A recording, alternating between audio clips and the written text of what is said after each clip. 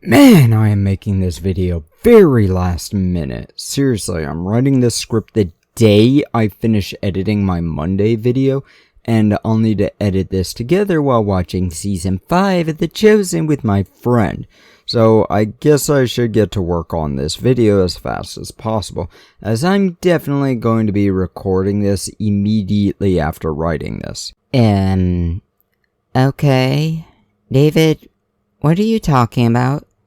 Let's just get on with this video. What are you going to be discussing this time?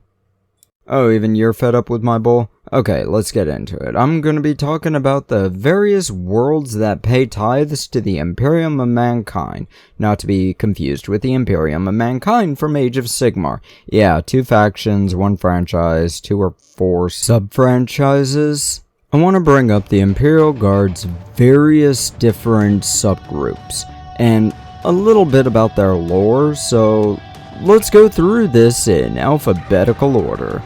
First is the Armageddon Steel Legion.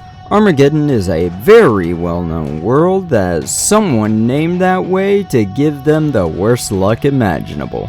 Orcs love this world because it's constantly got a scrap on it.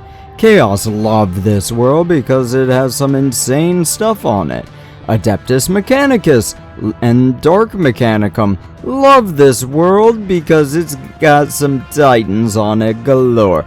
And the Black Templars, well, Black Templars loved this world. Past tense. But let's not talk about that. The Steel Legion is known for machinery and stubbornness. They keep smashing themselves against the wall and won't stop until that wall comes down, even if they're dead sometimes. Then we've got the Acadian Shock Troopers, who are now the face of the Imperial Guard. They start young and end up crying because of the survivor's guilt and a dumb idea of, if I was there it'd be different. Really? How could you stop a planet-sized starship from crashing into your world? How? Maybe with the world gone, the mutations of the purple eyes and warp blood will begin to be bred out, but these guys have a usual method of warfare, and it's shock tactics. Get into areas, blast everything, get up and get out. They honestly supposed to be very tactical masters, usually fighting from the moment they can carry themselves, which is at a very early age because of their warp mutations, which come from Cadia being so close to the Eye of Terror. Cadians are the face of this faction in the wargame and in the books, and I'm not 100% behind that, because we're a few hundred years after the events of Fall of Cadia, and they're still crying about it, despite the fact none of them were alive when it happened. Of course, we've got the Catachan Jungle Fighters. Their whole shtick is that shit sucks and they're having the time of their lives.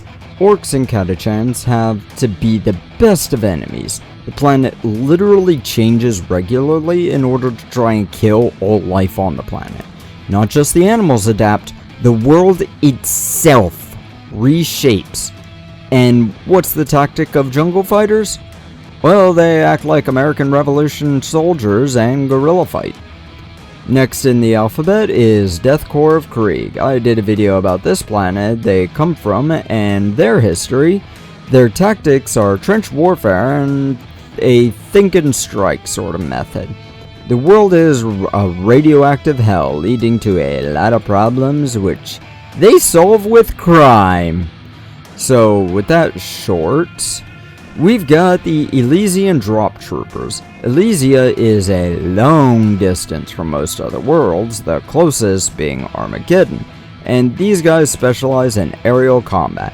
Death from above. They use gunships and jump jets, and other things that allow them to hit and run from the sky.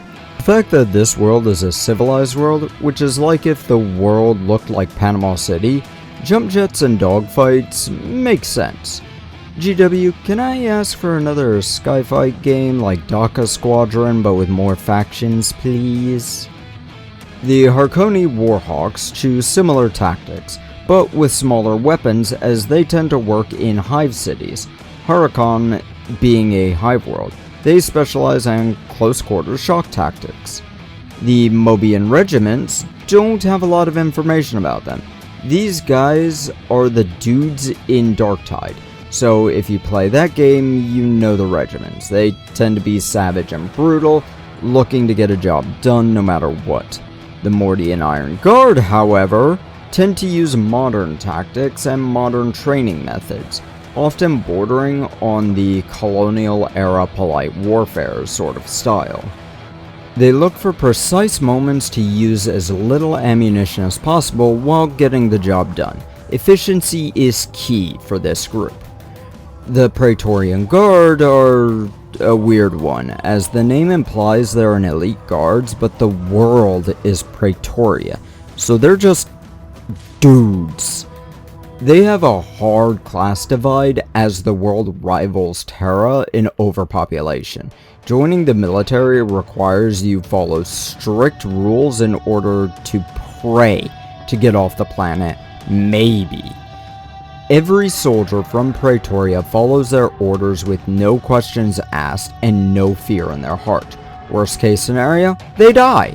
Best case scenario, they never need to go back to Praetoria and may even have enough throne guilds to buy property somewhere else in the galaxy. Now, the origin of the name, the Astra Militarum, now known as the Tanith First and Only, sometimes called Gaunt's Ghost, but that's a specific unit, not the whole fucking planet guard. So I won't call them that. These are the only time I will call them what James Workshop wants me to call them. I don't care about your copyright laws.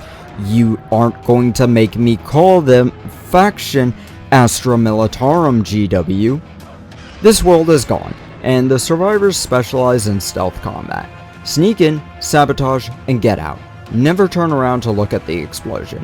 These guys deserve so many more models, really. Talarn Desert Raiders are essentially Arabian soldiers, specializing with mounted combat and guerrilla tactics. Move, hit, move. They often prefer light armor, if any armor, and a big-ass sword and slightly oversized knife.